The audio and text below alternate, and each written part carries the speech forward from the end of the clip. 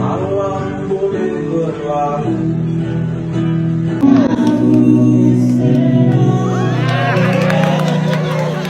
Penahanan Yakult Kholil diringankan jadi tahanan rumah untuk sementara waktu.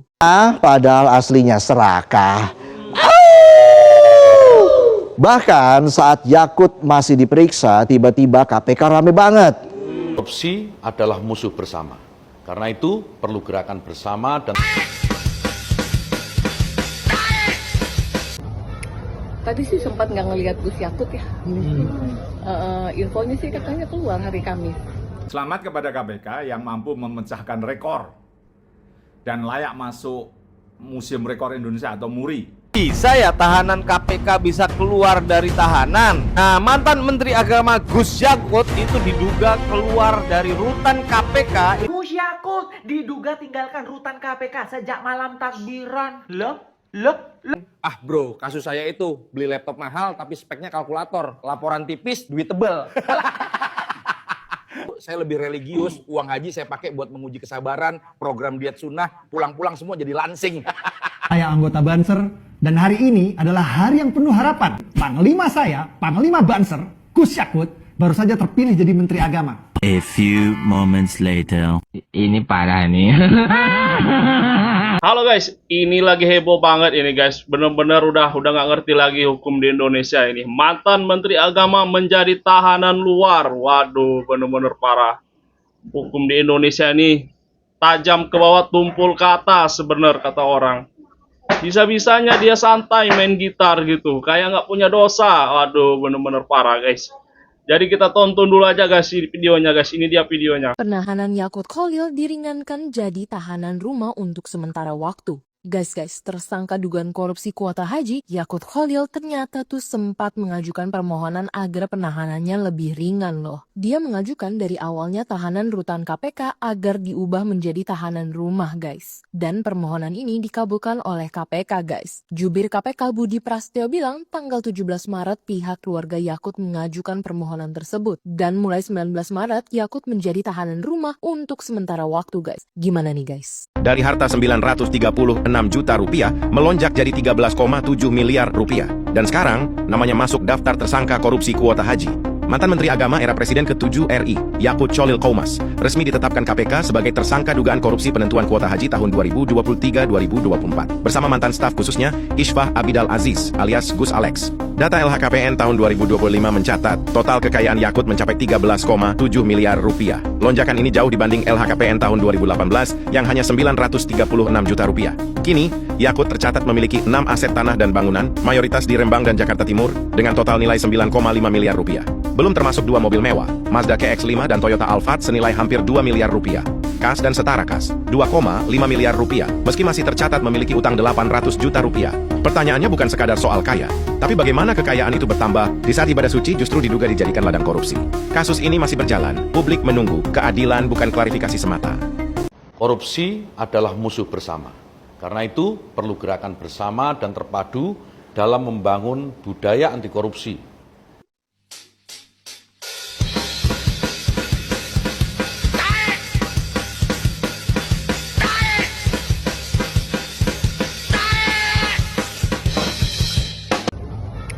Tadi sih sempat nggak ngelihat Gus Yakut ya.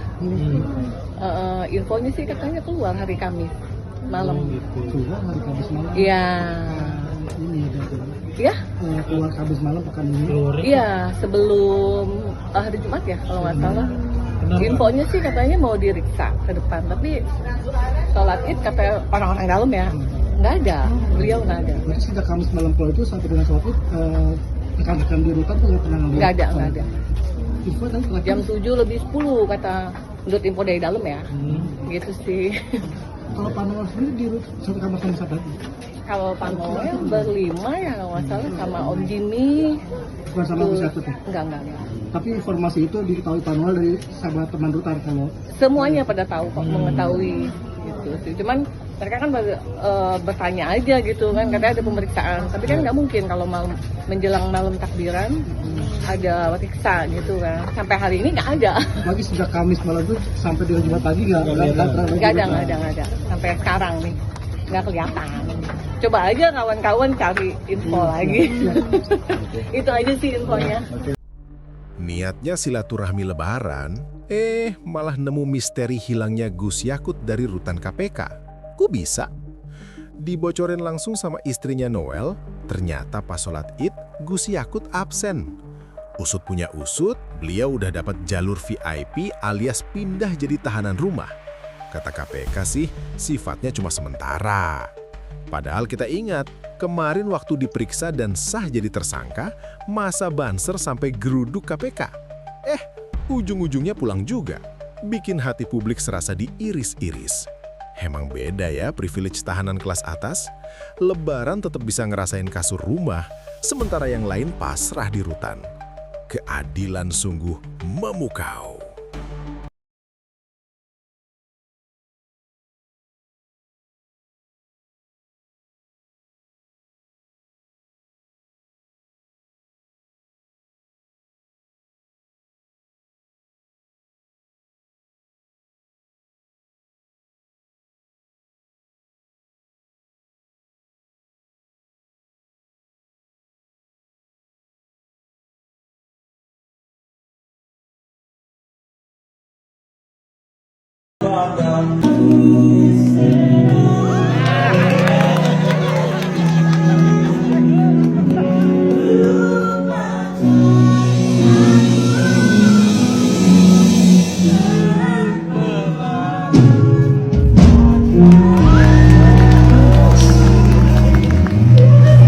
Bisa-bisanya gitu, santai, main gitar, hadir di acara. Ini benar-benar parah, ini ngalahin Gayus Tambunan, ini asli, ini ngalahin Gayus Tambunan. Korupsi miliaran, tapi bisa santai, jadi tahanan rumah alasannya, benar-benar parah. Coba dicek dulu itu KPK-nya, jangan-jangan kena sogok juga itu guys, parah memang. 11 tahun menunggu, 8.400 jamaah haji gagal berangkat gara-gara uang dikorupsi, dan tersangkanya adalah orang yang dulu menjabat sebagai Menteri Agama. Penantian selama 14 tahun untuk menunaikan ibadah haji harus pupus dirampas oleh koruptor. KPK menyebut 8.400 calon jemaah haji gagal berangkat tahun 2024. Mereka bukan daftar angka, mereka manusia. Ada orang tua yang menunggu seumur hidup, ada doa yang tak pernah sampai ke tanah suci. Dan akhirnya, mantan Menteri Agama, Yakut Cholil Qomas, ditetapkan sebagai tersangka kasus korupsi kuota haji. Kuota ibadah dipermainkan, hak rakyat diperdagangkan, ibadah suci dijadikan ladang transaksi. Ini bukan sekadar pelanggaran hukum, ini kejahatan moral. Saat negara seharusnya mengantar umat ke rumah Tuhan, justru ada pejabat yang memotong jalan demi keuntungan pribadi. Pertanyaannya sederhana, jika ibadah saja bisa dikorupsi, apalagi yang masih suci di negeri ini? Keadilan bukan hanya soal penjara, tapi soal memulihkan hak mereka yang dizalimi. Kalau Yakut terbukti melakukan korupsi kuota haji, kira-kira hukuman apa yang cocok untuk dia? Waktu Yakut digiring ke mobil tahanan, ada omongan Yakut yang bikin orang hampir batal puasa.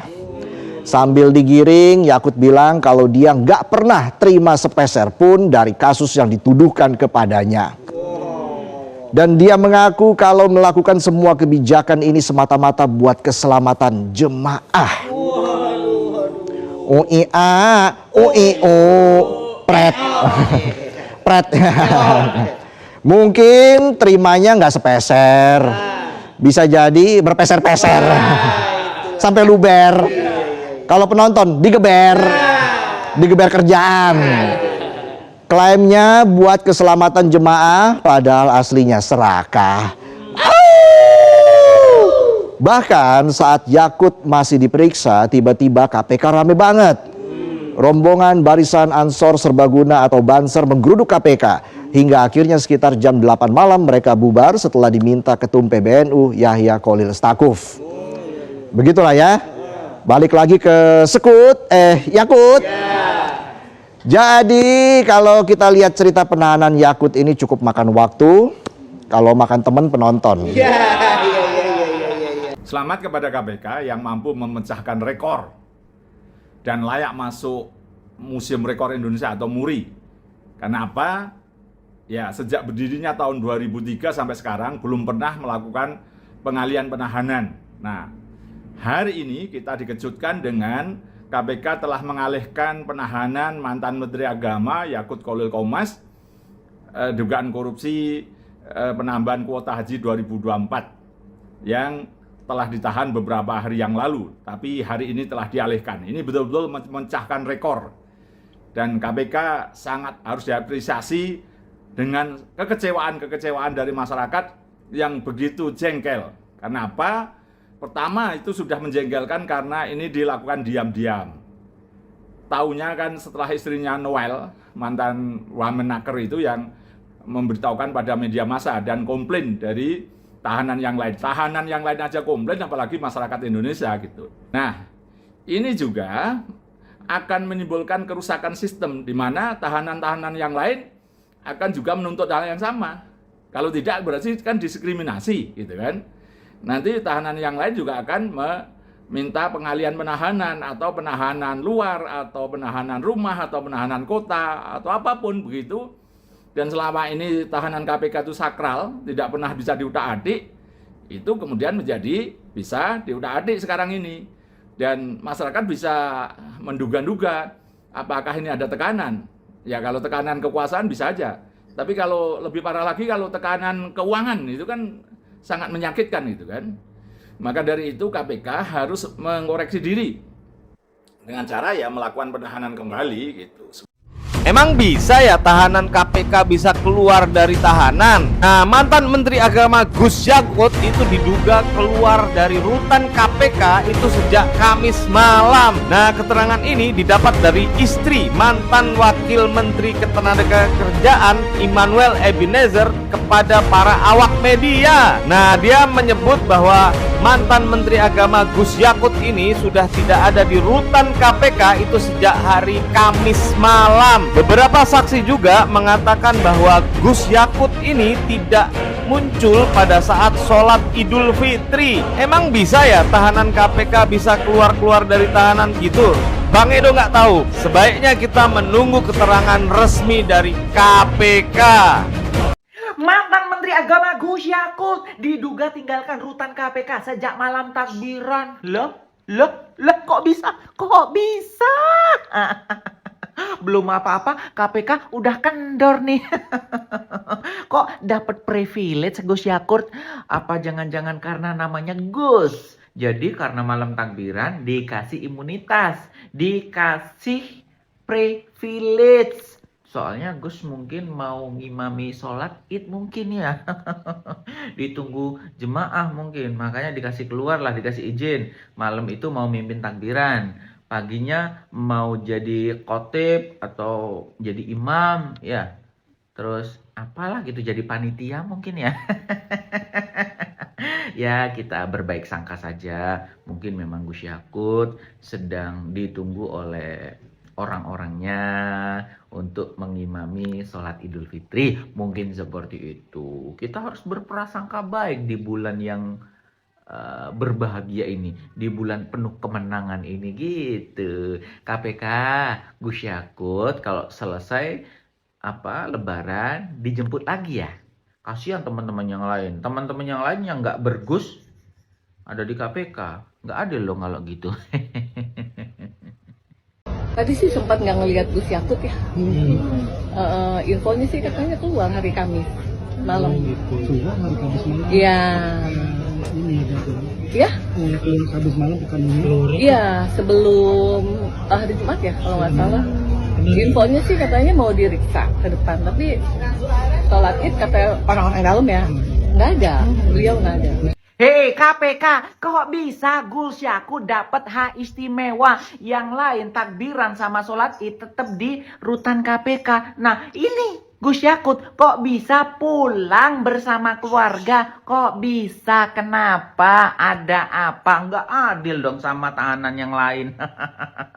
Apa karena namanya Gus jadi segen?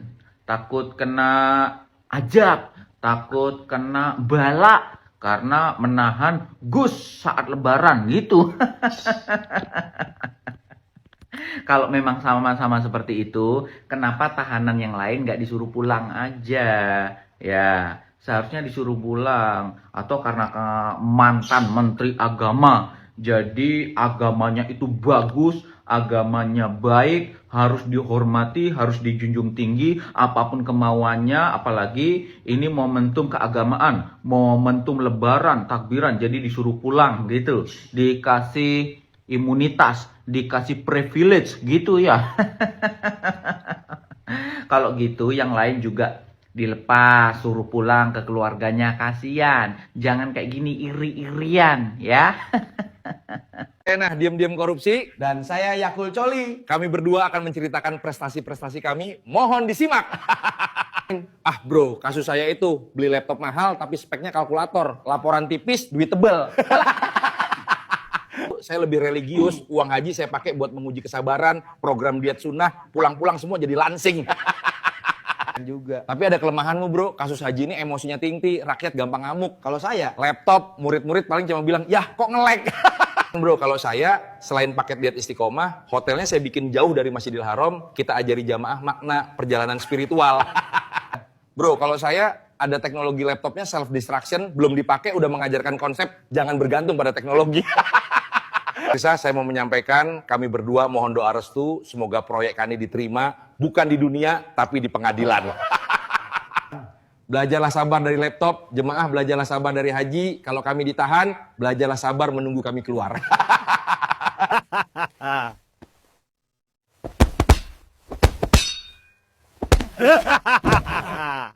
Coba kalian tonton video ini.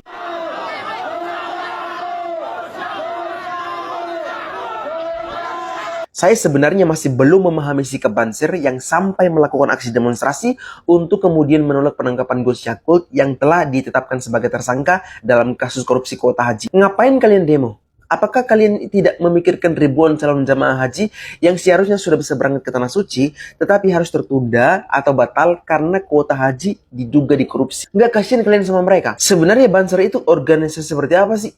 Sumber dana mereka berasal dari mana gitu. Terus terang, saya berharap dana mereka bukan berasal dari pajak rakyat.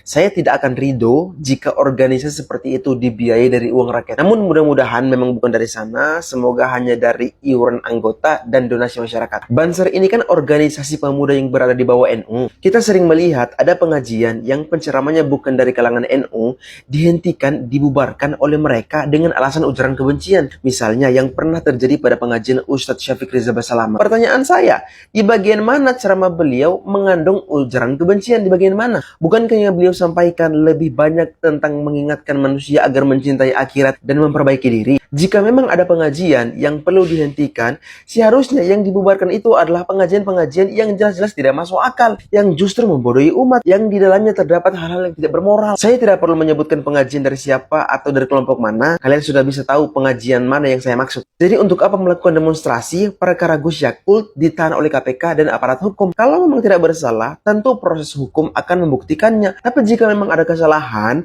bukankah lebih baik kita mendukung penegakan hukum demi keadilan bagi masyarakat gitu? Heran saya sama Banser NU ini. NU juga gimana ini? Sudah jauh sekali dari visi misi pendirinya Hasyim Asy'ari gitu. Assalamualaikum, saya Permadi Arya, saya anggota Banser, dan hari ini adalah hari yang penuh harapan. Bukan hanya untuk saya, tapi saya yakin juga untuk banyak umat beragama. Kenapa? Karena kemarin Panglima saya, Panglima Banser, Gus Yakult, baru saja terpilih jadi Menteri Agama. A few moments later. Ini parah nih.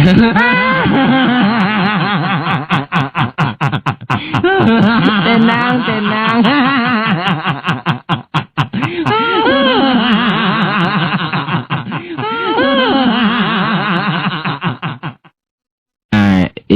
Ini parah nih.